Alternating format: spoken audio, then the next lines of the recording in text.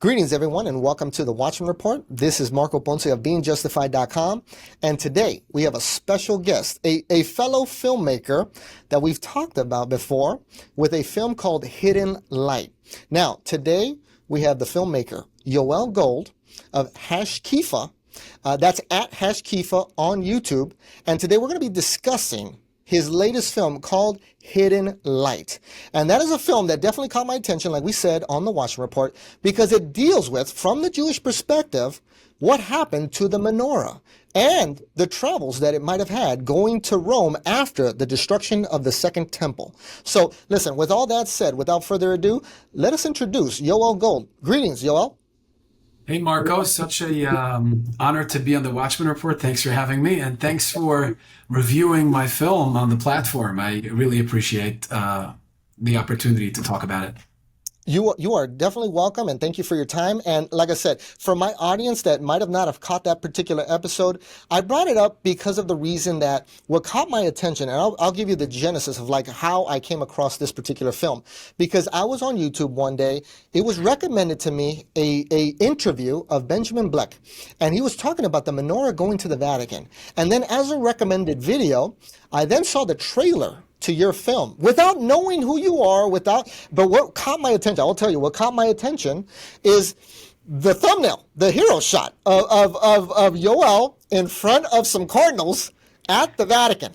And I said, wait a minute, what is this? So I clicked it, I saw the trailer, I saw the description, and to me, personally, I said, I'm glad somebody made a film on this, somebody, and it just happens to be a Jewish man from the Jewish perspective trying to give history to his own Jewish people about some of these vessels that were highly prized of the Second Temple.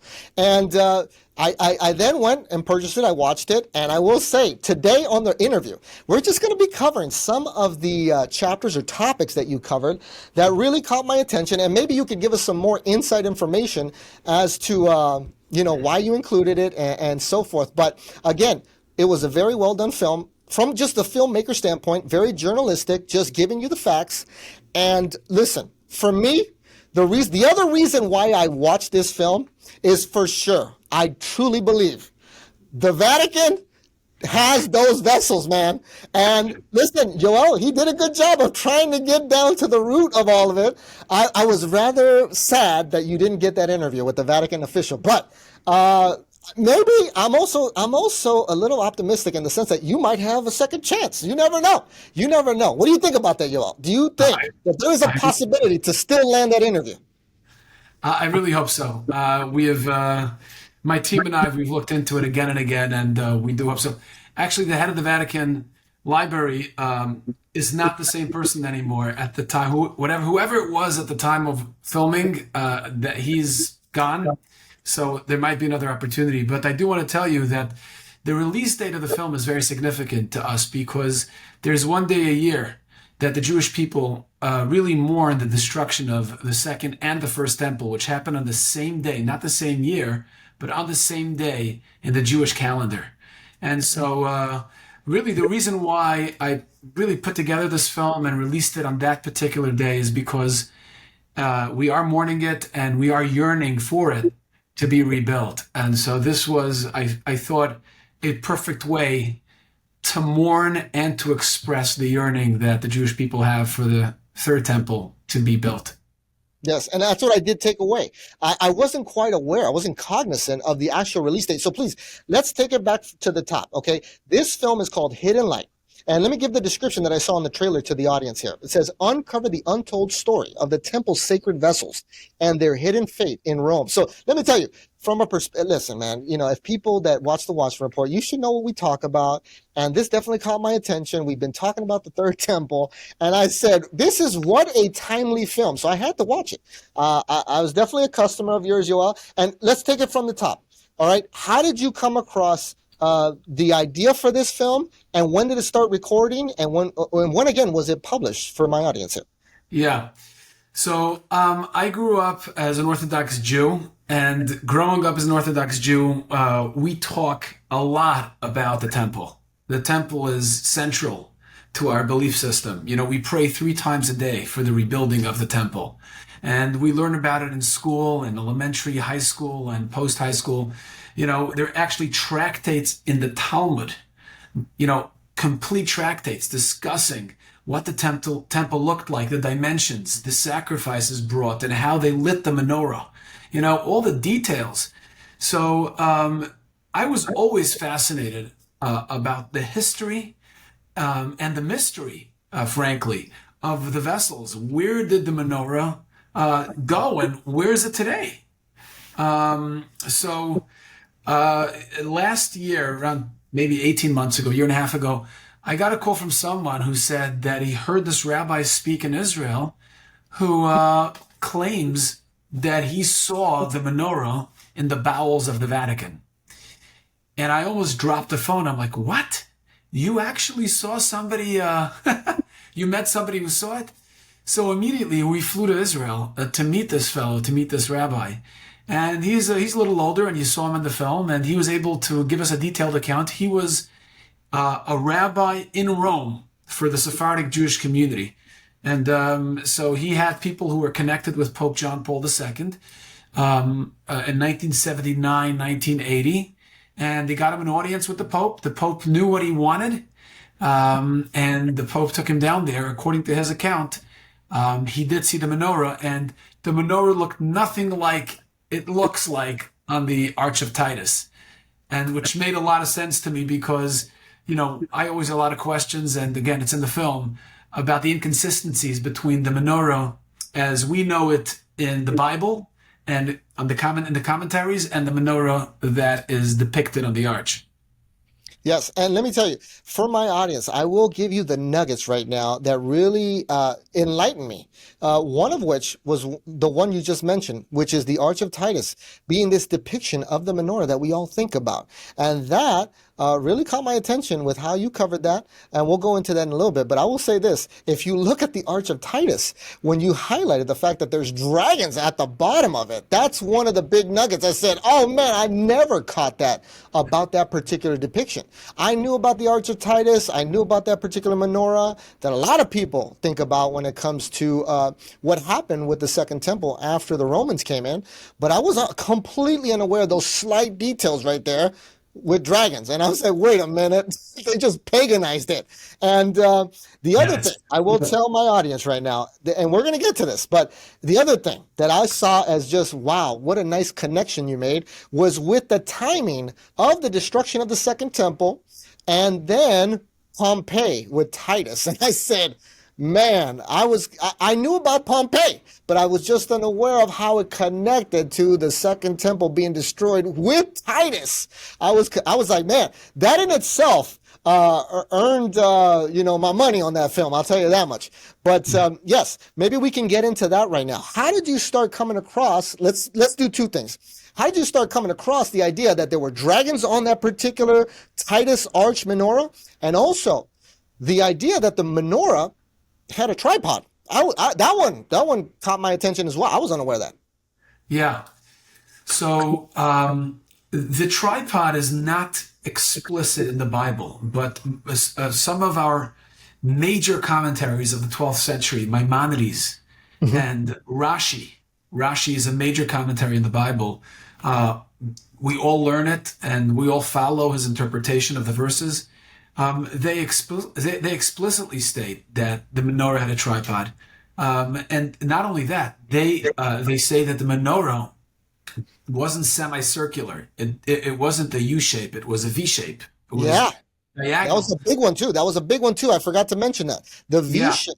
Look, I have one behind me, but that's the common one, And for me, that's what I thought it was. Because also, prior to our interview, me and Yoel, we were looking at just historical stuff like numismatics, and we were thinking to ourselves, there is evidence of Israel being in the land without the Bible. Okay, we're talking about the Judea Capta coins and all that stuff. And on one of also the coins from the Maccabees period, one of the high priests on one of the prutas, which is like a bronze coin from Israel, it does show a menorah in what we consider the half circle. So, when you came out with that in that film, I was like, wow, okay, I was completely unaware of this. But at the same time, you were providing the evidence. Let me give people the idea that in the film, you will see Yoel is covering this this from the fact of a journalist, and you're showing like some of these depictions that here's some other stuff. I was unaware of some of these depictions in the Vatican Museum that show you that tripod menorah. I was like, oh man, I never saw that image there. So that was another cool little aspect as well. Yeah, that was Raphael's fresco. Yeah, from Raphael, the Renaissance master. Absolutely, and he got it all wrong in that fresco. Yes. Menorah, surprisingly, he really got it mostly right, and that's a red flag. How did he know to get it with the details of the commentaries in the Bible, the way we believe it looked like? If he didn't know really anything else. So I mean, there are a lot of red flags. The dragons, the tripod, the V shape. So none of that is consistent with what's depicted in the Arch of Titus. And we did go down to the catacombs. The catacombs are fascinating. I was going to get into that. Because that was great how you followed up in the film. You're going at it from the perspective of like, okay, let's hunt down these reports. Let's get this testimony. Let's see if we can get this interview with the Vatican to potentially see it ourselves. That, man, I was really trying to see if that was the part that was like, oh man. And like I said, I saw it like this. I saw it like this. When I saw the film and I saw how the Vatican kind of flaked out on you, I said, I just don't think it's time. But I also, my audience is very well aware that I know that we're around that time period right now. We might see that third temple sooner rather than later. And I said, Yoel is coming at them a little prematurely, I think. I think the world is about to see some of this stuff being handed over from the Vatican when the third temple does come in. So I just think that you were a little premature, y'all. But I was.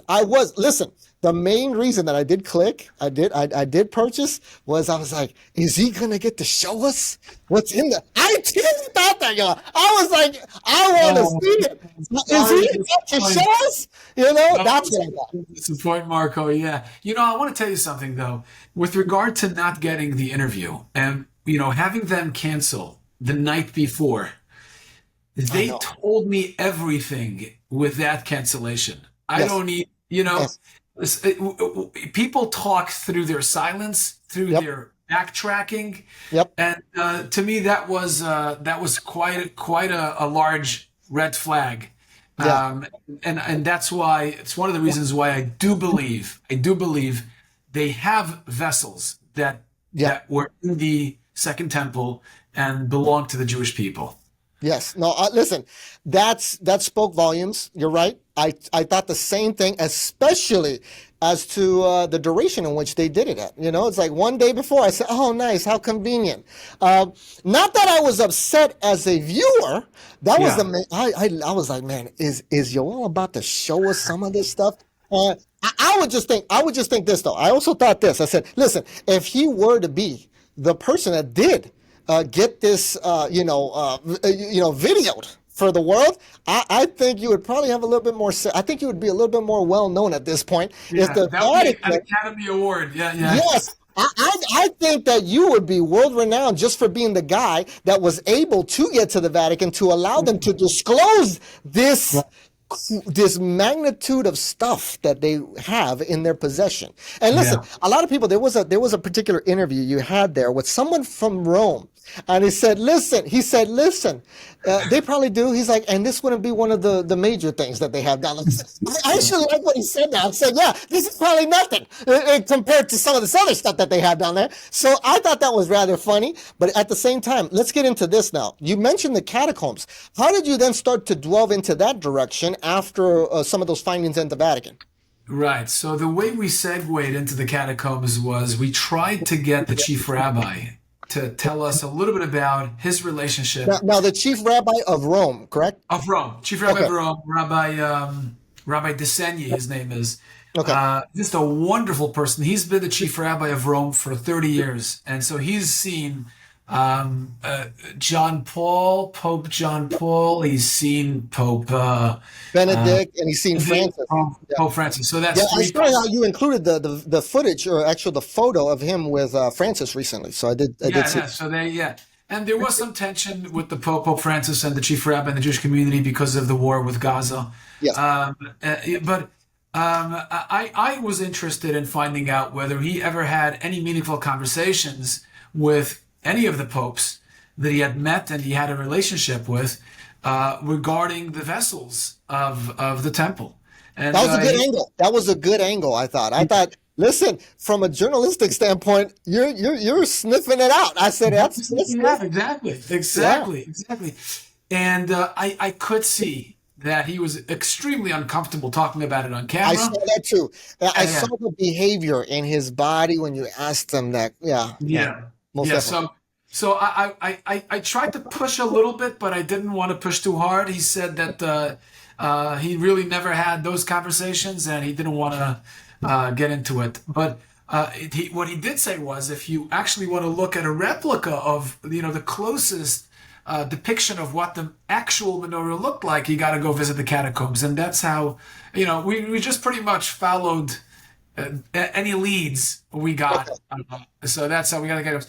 And the catacombs are just fascinating because they're 4 levels deep underground and they extend for miles. Literally, whatever you see in Rome, you're just looking at the surface of Yes. history. Yes. There's so much more underground than Yes. what's on the surface. So it's really Yes. incredible. And to go down so deep, they told us we can't even be down there for more than 40 to 45 minutes at a time. We had to come up and then go back down because of the gases, the toxic gases down there. Oh, And there's also, very sadly, there are also skeletons scattered. I didn't want to show it in the film, but there's, human remains and skeletons and skulls, scattered all over those catacombs. wow. So So it was, indeed, listen, indeed, they are catacombs. They are indeed catacombs. exactly, They have exactly. skeletons there. Yeah. Exactly. They have these beautiful frescoes that, the Jewish people, when they buried their loved ones 2,000 years ago, they would draw and paint, because that was our symbol. Our Yes. symbol, our national symbol was the menorah. Yes. And what I believe, and I feature, I present in the film, is based on Josephus, who was a historian, a Roman historian. He was a Jewish general turned into a Roman historian, uh, and he documented a lot of what happened during that time. And he writes that Titus, the general son of Vespasian, who was at the time in 70 A.D. when he destroyed the temple, he was the general. He took 2 menorahs. That's what Josephus writes. Mm. He took 2 menorahs, which would reconcile the different shapes we see with the menorah. Some are semicircular and some are diagonal, and the tripod and all that. I think that the menorah inside the temple that the high priest lit, that was the menorah that was diagonal, the way it's described in the Bible according to our commentaries. The semicircular one was probably outside in the courtyard, in the public courtyard, where it was there just for decorative purposes. So maybe it was more influenced by the culture of the time rather than the commandment in the Bible. And so it had, semicircular branches, and maybe it had definitely not the dragons. I can't Oh believe no. that the Jewish Yeah. people. Probably not Yeah, that enough. No. yeah, I believe it was an artist's writer's license rendition. When the guy must have engraved it on the arch. He said, "Hey, let me add some of this. That would add a nice, Yeah. No, listen, when you That's pointed that out, in the film, I was just like, great work because I have seen that arch so many times and never caught that. And I know for sure there was no dragons on no yeah, menorah coming in. exactly, Come on, exactly. man.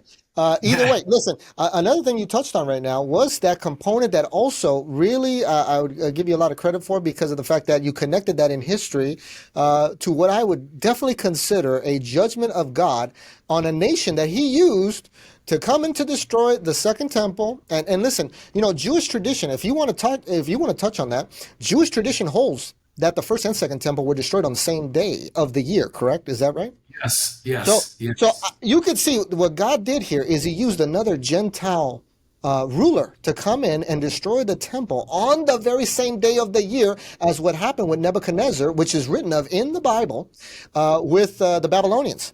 And, one thing that Yoel and I talked about was the fact that, I myself am a little bit of an ancient coin buff, and I do have some of those in my collection where you could see I have the Vespasian denarius and also the Titus bronze coin showing Judea Capta that they did in commemoration of destroying the second temple. But to get back to the point, what you showed me is the connection between after that event happening, during the reign of Titus, the Pompeii happens with Mount Vesuvius. And I said, oh, how did I not connect this, man? And I said, wow, I knew about that event, but I just didn't know the time period in which it happened and who was ruling during that time period. And I was talking to Yoel about this earlier before we started recording. I said, I totally see that as divine judgment on a nation look, I said, God used a Gentile king like Nebuchadnezzar to come in and apply some retribution to the rebellious children of Israel at the time. But what ended up happening to Nebuchadnezzar? Oh, his kingdom fell apart too, and he was a wild beast in the field. So again, you could see that God uses Gentiles to come in and then judges those Gentiles. And then what really I got from that is, of course, that's what happened with Pompeii. I was just like, man, I never made that connection. So kudos to you on that for putting that in the film. Because look, whether you're Jewish or Christian, that's a cool little nugget. I thought, wow, look at that. Look at that. Yeah. Marco, you're absolutely right. I mean, it was the retribution of God. Even though he used Titus and Nebuchadnezzar, he used them both, respectively, in each temple to destroy the temple. They were just a messenger. They were just a puppet used by God. And at the same time, God held them accountable. Yep. But I think it runs even deeper than just Pompeii being destroyed during Titus's reign. Go for it. Give us some commentary there. Huh? I was going to say, give us some commentary. Tell us how it goes deeper. Well, I was just leading a group in Pompeii, maybe 2 to 3 months ago. I was there, leading a group of people and telling them the story and giving them the contextual history behind it. How Mount Vesuvius, really erupted on the same, really at the same time that Titus came to power. But I was explaining to them that according to historians, it's not just in the same time frame. It was actually on the same day that Titus deified Vespasian, his father, and they led a ceremony in Rome deifying the very emperor that destroyed. Well, Titus was the general, his son. Yeah. He was the emperor who destroyed the temple. He laid siege in Jerusalem, and then he became emperor during that time when he laid siege. So he went back to Rome and Titus took over the siege and eventually destroyed the temple. But it was on the same day that Titus deified his father Vespasian, the emperor who destroyed the temple. Yeah. That's the day that God chose to cause Mount Vesuvius to erupt and bury, Pompeii, which was again, according to historians, a very promiscuous, immoral place. It was an affluent place, but wasn't great. It reminds me of the Sodom, the story in the Bible where. Yep. I was just going to tell you that. I wanted you to speak a little bit longer, but I was going to say, like Sodom and Gomorrah, Exactly. Rain down fire, like Sodom and Gomorrah. And let me tell you, y'all, for those that don't know about this piece of history, now, that's pretty timely because you were just there, physically there. And I will tell you, I was never in Pompeii, but I have checked out. In America right now, there is a traveling museum special exhibit. I think it was last in like St. Louis. And it's called Pompeii, the exhibit. And essentially what they try to do is show you all this archaeology, all this stuff from Pompeii. And also, like you said, all the promiscuity, the affluence there.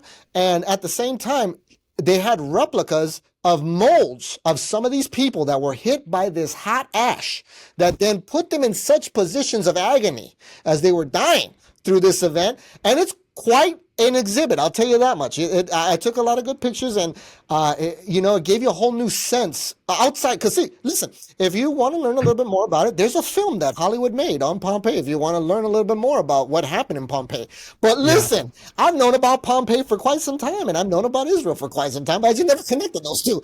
Yeah.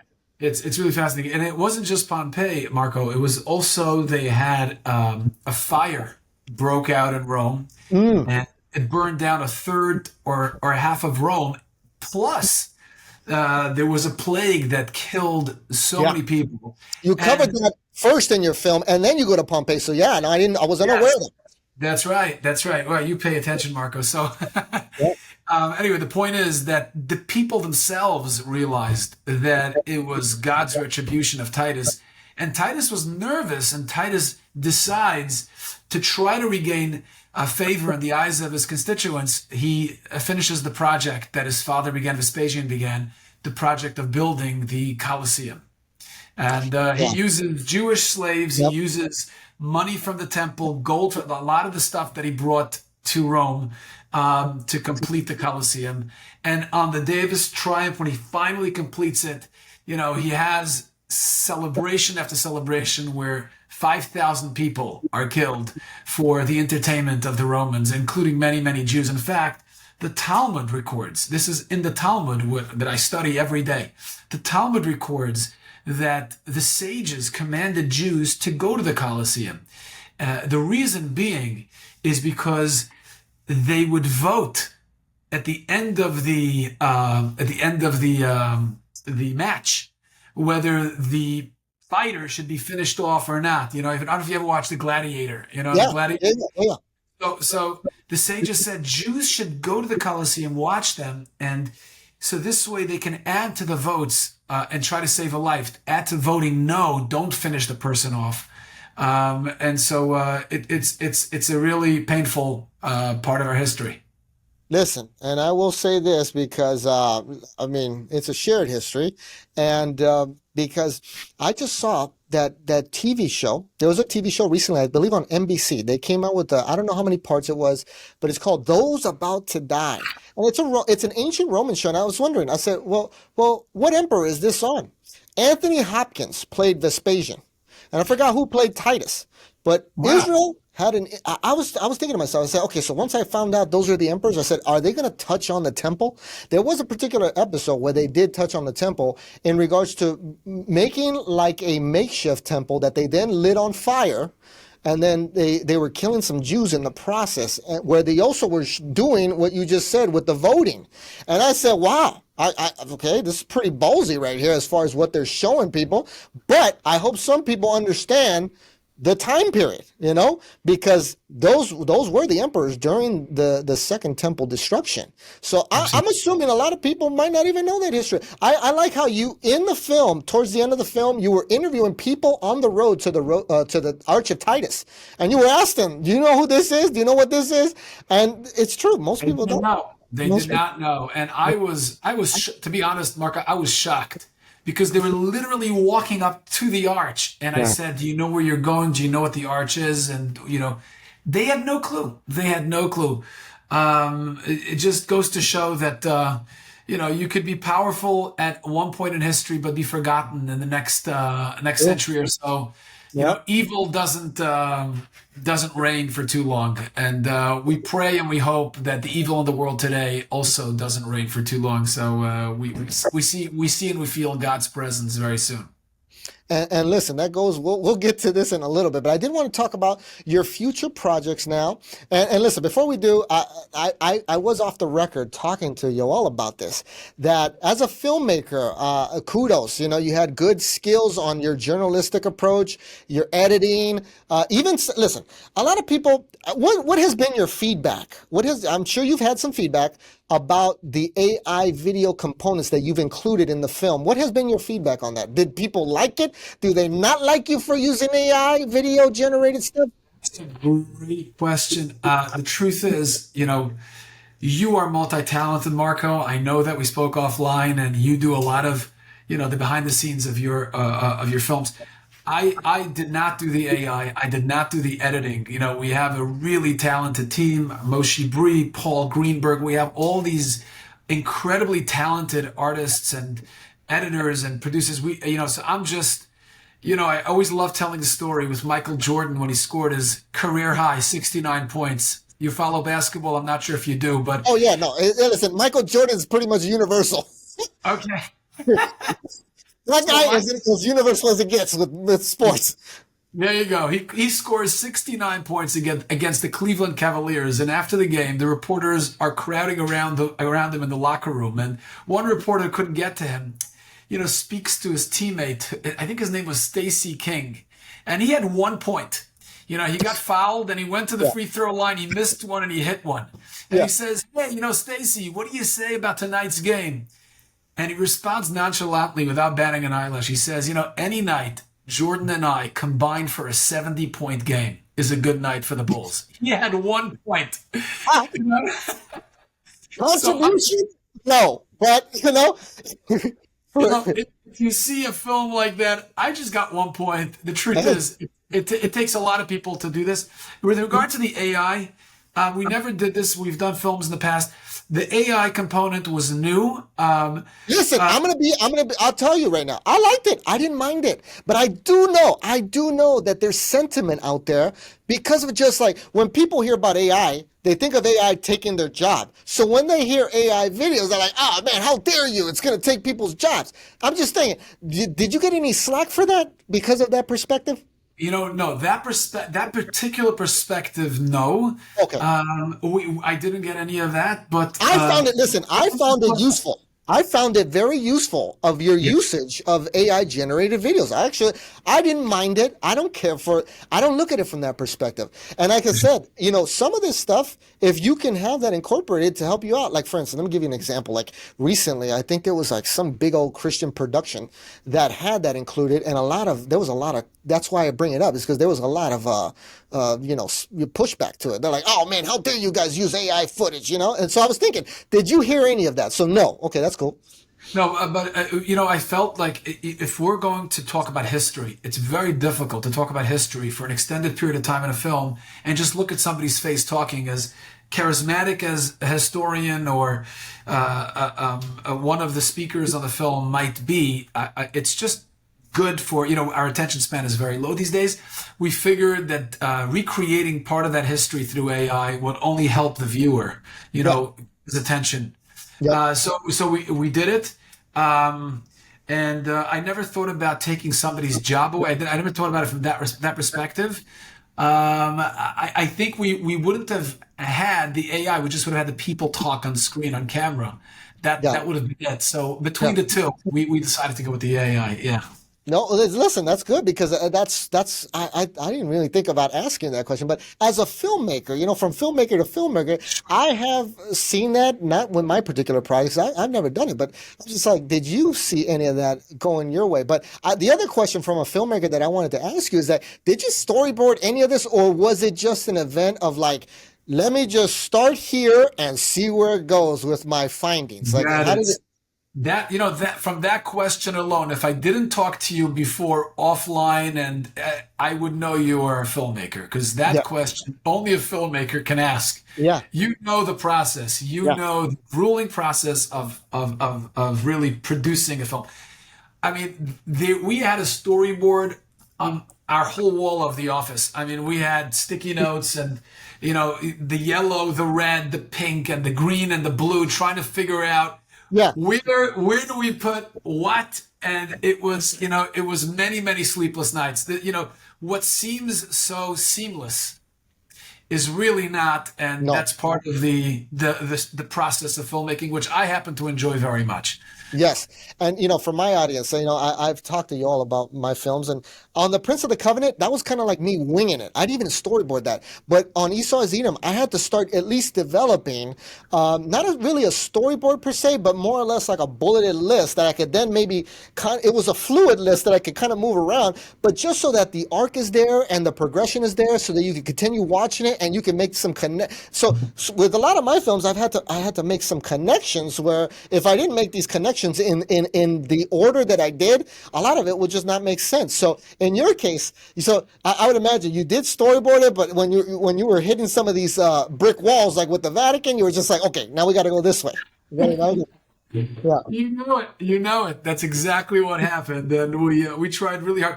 Because not getting that interview is such a letdown. It's such a letdown because the entire journey to Rome and the Vatican and the background and the history is kind of leading up to that. Yes. And that should have been the climax of the film. Like, this is what we've been waiting for. This is why I spent the money to purchase this film. Like you said, I want to see you get in there and look at the menorah.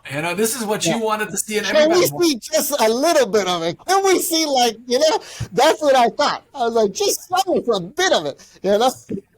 And we were scratching our heads for days trying to figure out, maybe even weeks, trying to figure out where do we go from that cancellation without having the viewer shut down the film in the middle, because it is so upsetting. It really is. You But we, placed it very well. I will say you placed it very well. You pivoted very well. I can listen. You had my retention. I watched the whole thing. I watched the whole thing. wow. But I could imagine. You're right. That as a maker of a film, you're thinking, "Dang, this could have been Yeah. like the crescendo, the piece that they're trying to watch." But yet, at the same time, you still want to make this whole entire process and film and money and time salvageable and still present a good product. So no, you did a good job. Look, I will tell you, you did a good job.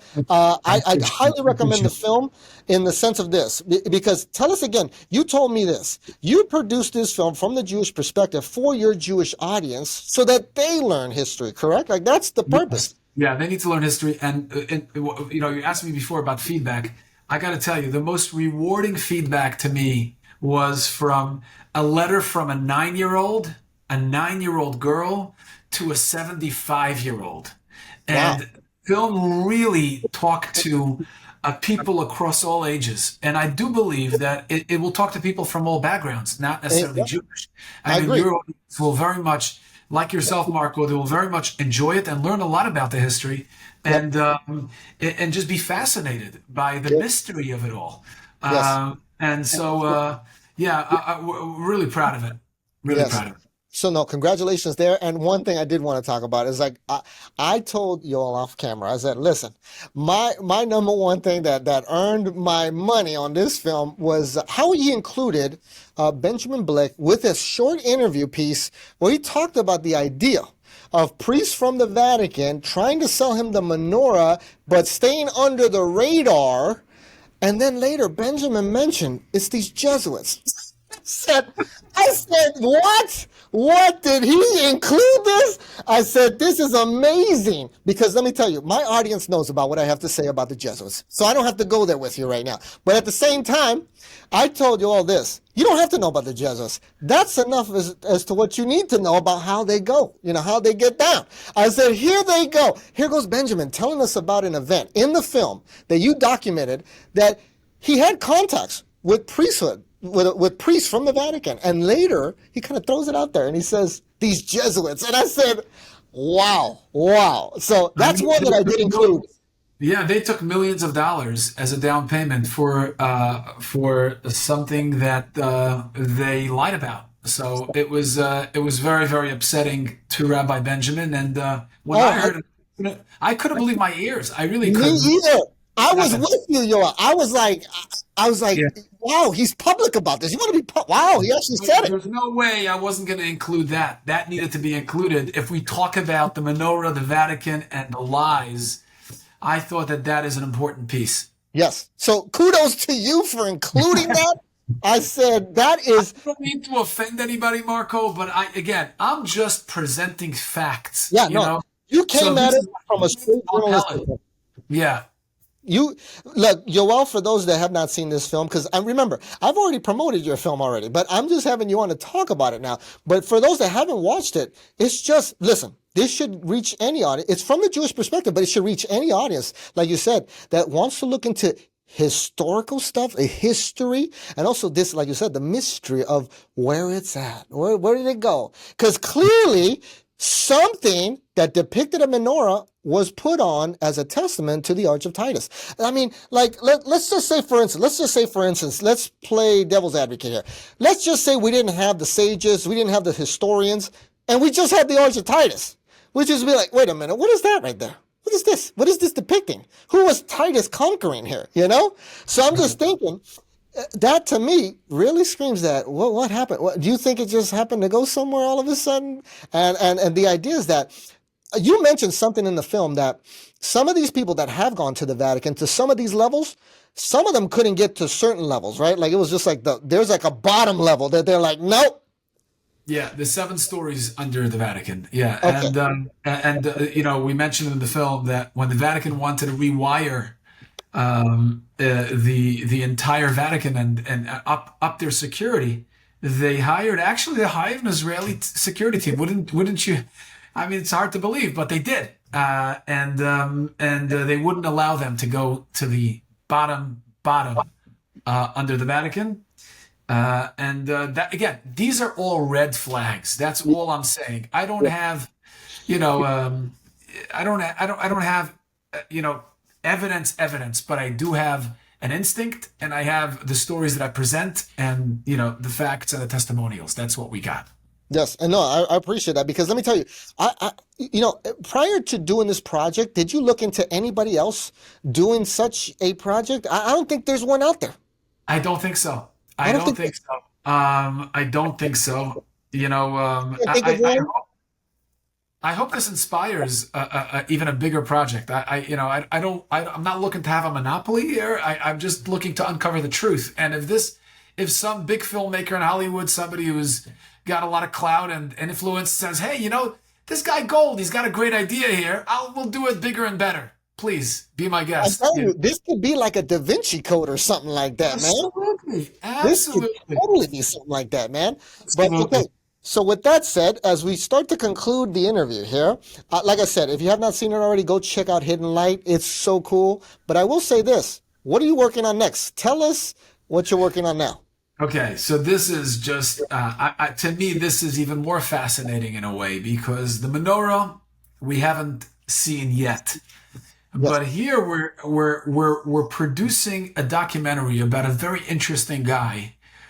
His name is Vendell Jones. He's not alive anymore, but Vendell Jones grew up in Texas. He was obsessed with biblical archaeology his whole life. He went to Israel in the 60s and fought in the Six Day War, became a war hero. And as a result, Israel allowed him to excavate the Qumran, which is the area by the Dead Sea. That's where the Dead Sea Scrolls were found. Yep. And there was a particular scroll that was found in the 1950s, which is in a museum in Jordan today. It's called the Copper Scroll. The Copper Scroll is very unique because the other scrolls are in parchment. The Copper Scroll is in copper. It's a Yeah. metal. Yeah. And it also doesn't have any of the verses of Isaiah and all that other stuff that the Dead Sea Scrolls have. It really looks like a treasure map where it has symbols and amounts. It's really interesting. And Vendel believed, and many historians believe, that the symbols are shapes of certain mountains in the area. And the amounts are the treasures that Oh. are hidden in those areas. Ah. And so Okay. Vendel was able to identify one of the symbols, and he located that mountain. And it's Can you called the disclose cave. that mountain here? Can you disclose that mountain here, or you want to hold that Yeah, for the it's film? called, of course, because it's public knowledge. It's called the Cave of the Column. And Okay. the reason why it's called the Cave of the Column is because it has like a double door. It Okay. looks like an M, you know? And so he believed that that's where he's going to find some of the treasures of the temple. And so he spent 30 years of his life excavating with a team of archaeologists the mountain. He actually found a jug of oil that is dated 2,000 years that is now in the Israel Museum. He was the one who discovered it in that cave. But what I believe is even more significant is he discovered the 11 spices. It was when he discovered, he didn't know it was the 11 spices, but it was a reddish organic material, around 1,000 pounds, like a giant heap of reddish material, organic material. And in the Torah, it's called the ketores. The ketores are the spices, the incense that the high priest would bring in the temple every single day. So he had a hunch about it. He had archaeologists, historians, rabbis with him, and they all said, look, you really have to send it to a paleontologist to write a report on it and see what it is. So he located, identified a paleontologist who lives today in Wichita, Kansas, who I interviewed. I mean, it's really incredible. He had no idea what Vendell Jones was even sending him. You know, he Yeah. was just got a mason jar with, you know, a letter or a call from Vendel, please write a report. Yeah. And so he described to me that when he started pouring some of the chemicals into the substance, the organic material, and it started effervescing, the whole lab, which usually smelled from toxins and chemicals, it started smelling unbelievable. The Ketores was known to Wow. have this incredible fragrance. Yeah. And so Listen, I can only imagine. I could only that only sounds like something God would do, right? Like, but I oh can my only God, imagine. it's God's recipe. This is Yeah, God's recipe. yeah, So and God knows His plans and stuff. So this is the best of the best. yeah. He writes a report, and it ends up being the 11 spices in the Torah. That's He, crazy. and he sends it back to Vendel, and and to me, the fact that people don't even know the story is to me it's a crime. Everybody should know the story, Oh, right now and I'm be stuck inspired on by it this. because you said it's just Oh, around the corner of the third temple, and I yeah, feel that all these events that are unfolding, and the menorah in the Vatican, the spices in the Qumran that are discovered, it's all happening. It's all yeah. happening to prepare us for the coming of the Messiah and the third temple being rebuilt. And one other thing that we talked about off record was the idea that, okay, we're recording this today on Tuesday, September 16th, 2025. Today also was the grand opening of the Pilgrimage Road in the city of David, where Marco Rubio, the Secretary of State, was there, Mike Huckabee, the ambassador, and also Benjamin Netanyahu was there inaugurating it. So listen, man, I mean, it's getting pretty biblical. It's getting pretty, uh, it's getting pretty interesting is all I'm saying. People should know that watch the Watchman Report. But Yeah, you're going to be blind not to see the signs, and I'm so glad, Marco, to be on with you because I know that you study those signs. This is you've dedicated your life to the scriptures and to really decoding the signs that are unfolding constantly in front of our eyes. And you said something beautiful earlier. You said, it's really a privilege to be alive these yeah. days and watch it unfold. I guess we stay tuned. Amen. And listen, like people say, it's from the book of Esther for such a time as this. I mean, this is quite the time indeed. And listen, with that said, I think, I think we can conclude there. Listen, give us the name of this upcoming title for those that want to look into this. Sure. I mean, okay, it's not out. We're not out, but we are calling it, as you can imagine, Holy Smokes. Holy Okay. Smokes. So the So phrase that is confirmed, right? It's not a working title. That's actually going to be the title. that is the title. Yeah, that's the Okay. title. Yeah, the incredible discovery of the Ketores. Yeah, I'll and probably I'm have to looking forward check to that out. watching your film, Marco. I mean, Yeah. I really am.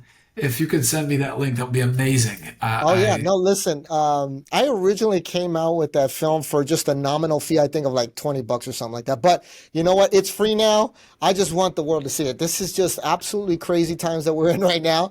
And yeah, no, I told you all about all the films, but I said, the one you'll probably really trip out on is Esau is Edom. So I'll definitely be sending that your way. Listen, because Amazing. it's from one filmmaker to another, man. Yeah, And yeah, there's a little bit of camaraderie there in that regard. sure. But listen, thanks. Look, first of all, I think we can end it there.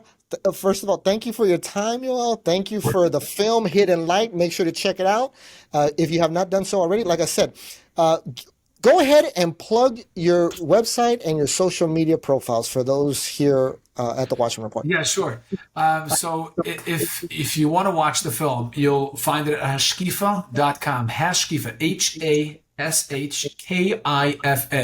I know it's kind of a difficult word, but it's actually a biblical word. It means to watch.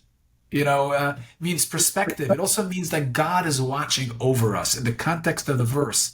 It means God is watching over us, and I feel my work, very similar to Marco, your work is really instilling the belief that it's all divine providence and God is watching over us. So I call it Hashkifa, HASHKIFA.com, and you'll be able to find the film right there. And don't forget, for those that find that difficult, I will have it in the description as a hyperlink and all that. Yeah. And again, I want to say that the film does cost money, but I do want to give a 10% promo code. The Watchman Report, is that what it is, Marco? yes, Or yes. or just Marco? Yeah, you do Marco. You do Marco. Marco is easier. Yeah, Yeah. easy. So on checkout, you could just put in Marco, and you got a 10% discount on the phone. Great. Well, thank you. Thank you. Thank you for Appreciate passing it. that on to my audience.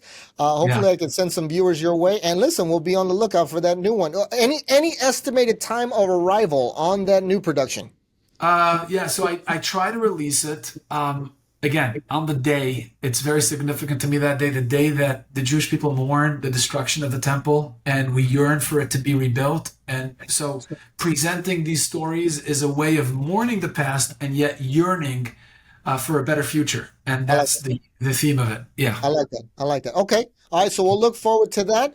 Come time of, I don't even know how to pronounce that in Hebrew. Go ahead and pronounce the name of that day that I never want to pronounce it. I always say the ninth of Av. The ninth of Av for The me. ninth of Av, that's what it is. It's ninth of Av. If you want me to do it in Hebrew, it's Tisha B'Av. Yeah, it's like See, yeah, that like bet always throws me off. Tisha. Yeah, Tisha. Because I, as a Gentile, just say the ninth of Av. That keeps it safe. I can't fumble that one. That one's easy. So, listen, we'll be on the lookout. And listen, if you want to talk about that film, once you release it here on the Watchman Report, you're always welcome. We'll have our doors open to you from one filmmaker to another. But with that all said, thanks for your time, Yoel. And, appreciate it, Marco. Thank you. And thanks for tuning in, everybody. Appreciate you guys. All thank right. you. And for those that watch, thanks. And we'll see you on the next one. Farewell. Take care.